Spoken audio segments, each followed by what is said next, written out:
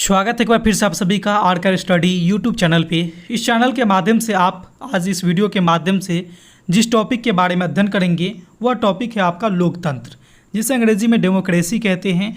तो लोकतंत्र से जुड़े हुए आप सारी बातों को इस वीडियो के माध्यम से अध्ययन करने वाले हैं। तो चलिए सबसे पहले हम लोग जानते हैं कि इस वीडियो के माध्यम से लोकतंत्र से जुड़े हुए कौन कौन से चीज़ों का अध्ययन करेंगे। तो सबसे पहले आप जानेंगे कि लोकतंत्र क्या होता है, इसके बाद आप जानेंगे कि लोकतंत्र का क्या अर्थ है, साथ ही साथ लोकतंत्र की परिभाषा क्या है, और अंत में आप यह भी जानेंगे कि लोकतंत्र की क्या विशेषता है और उसका क्या उद्देश्य होता है। आप इन सारे बातों को इस वीडियो के माध्यम से कंप्लीटली एकदम सरल लैंग्वेज में अध्ययन करने वाले हैं। तो वीडियो को अंत तक जरूर देखिएगा और इस वीडियो के बाद आपको लोकतंत्र से जुड़े जो भी समस्या आज से पहले आपके मन में थी वो सारी चीज़ें यहाँ से दूर होने वाली है। तो चलिए सबसे पहले हम लोग जानते हैं लोकतंत्र के बारे में कि लोकतंत्र यानी डेमोक्रेसी आखिर होता क्या है।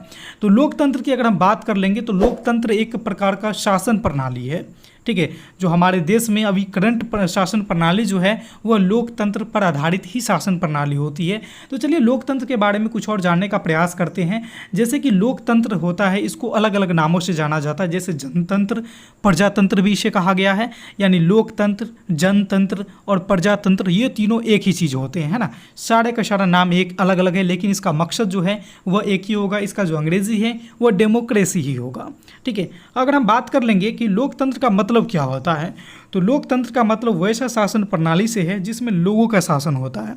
देखिए यहाँ पर आप देखेंगे ना कि लोकतंत्र मतलब क्या है कि लोक यानी इसको लोग कह सकते हैं, तंत्र का मतलब कह सकते हैं प्रणाली, शासन प्रणाली, जिसमें लोगों के द्वारा शासन किया जाता है, लोगों का शासन होता है, वही आपका जो शासन प्रणाली है लोकतंत्र होता है। इसके अर्थ को अगर आप समझेंगे तब आपको और बेहतर ढंग से लोकतंत्र समझ में आ जाएगी। तो लोकतंत्र के अर्थ की बात करें तो लोकतंत्र अंग्रेजी शब्द डेमोक्रेसी का हिंदी रूपांतरण है, और डेमोक्रेसी की बात करें तो डेमोक्रेसी जो है वह ग्रीक भाषा के दो शब्द डेमोस और क्रेसिया से मिलकर बना है। तो इस प्रकार से आप पाएंगे कि डेमोक्रेसी डेमोस और क्रेसिया से मिलकर बनने वाले एक शब्द हैं, जिसमें डेमोस का अर्थ जनता होता है और क्रेसिया का जो अर्थ है वह शक्ति होता है।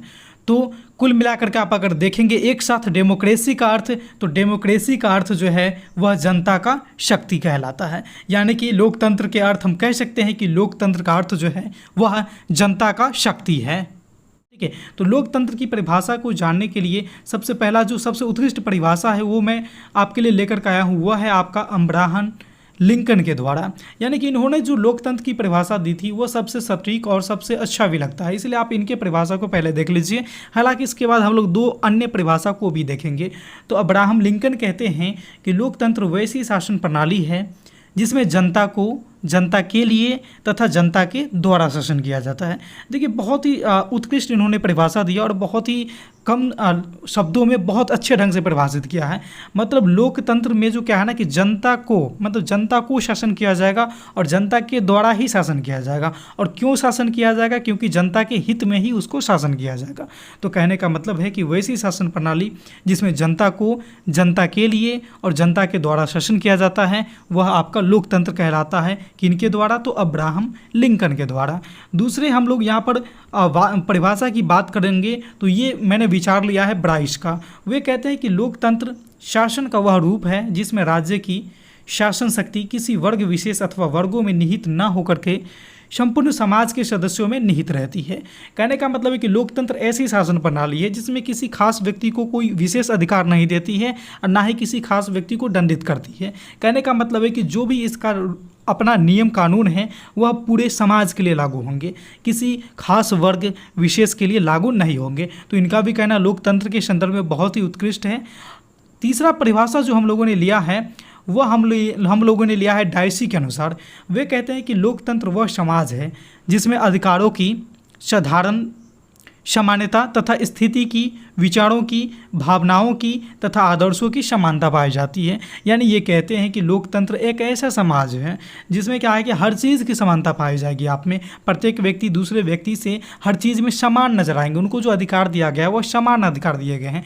जैसे स्थिति की बात कर लेंगे, विचारों की बात कर लेंगे, एक दूसरे की भावना की बात कर लेंगे, आदर्श में सारे चीज़ में देखेंगे कि एक व्यक्ति दूसरे व्यक्ति के क्या है कि अधिकार जो है वह समान है। तो ये भी अपने लोकतंत्र के बारे में बहुत ही उत्कृष्ट परिभाषा दिया है। अगर तीनों लोगों का परिभाषा के निचोड़ की बात करेंगे तो लोकतंत्र सिर्फ आपको यही समझ में आएगा कि लोकतंत्र जो शासन प्रणाली है उसमें जनता की मर्जी से चलती है। जो भी चीज़ है शासन में, जो शासक होगा वह भी जनता ही होगा, जिसको शासन किया जाएगा वह भी जनता ही होगा, और जनता के भलाई के लिए ही शासन किया जाता है। मतलब कुल मिलाकर के चारों तरफ देखेंगे तो जनता की हित की बात ही किया जा रहा है। तो लोकतंत्र इसलिए बहुत ही अच्छा शासन प्रणाली माना जाता है, और आधुनिक युग में जो हमारे देश में शासन प्रणाली है वह लोकतंत्र ही है, वह प्रजातंत्र ही है। ठीक है, और भी हम बात कर लेंगे कि लोकतंत्र के मूल सिद्धांत क्या होते हैं, कि लोकतंत्र जो हम लागू किए हैं अपने देश में, इस प्रकार के शासन प्रणाली को लागू किए हैं तो लोगों को क्या मिलना चाहिए इससे।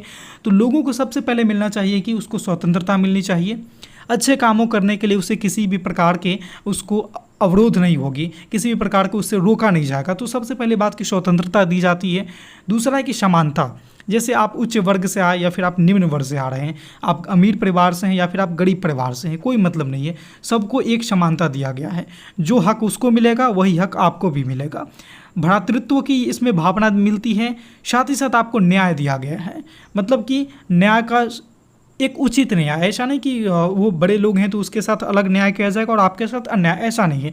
लोकतंत्र का मतलब है कि इसमें न्याय दिया गया है आप लोगों को। तो लोकतंत्र के मूल सिद्धांत की बात कर लेंगे तो यही चारों पॉइंट को आपको याद रखना है। स्वतंत्रता, समानता, भ्रातृत्व और न्याय, ये 4 पॉइंट को याद रखिए, आपको ये मूल सिद्धांत में आएंगे। अब हम लोग बात करेंगे कि लोकतंत्र को लागू करने का क्या आवश्यकता थी या फिर लोकतंत्र की क्या विशेषता है। इसको हम लोग लोकतंत्र के महत्व भी कह सकते हैं। तो चलिए एक एक करके देखते हैं कि लोकतंत्र का क्या विशेषता है। तो आप पाएंगे कि लोकतंत्र जो है वह जनता का शासन प्रणाली है।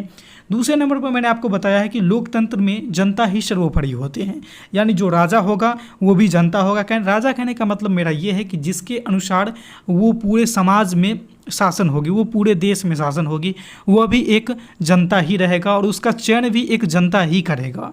ठीक है, तो लोकतंत्र में जनता ही सर्वोपरि रहता है।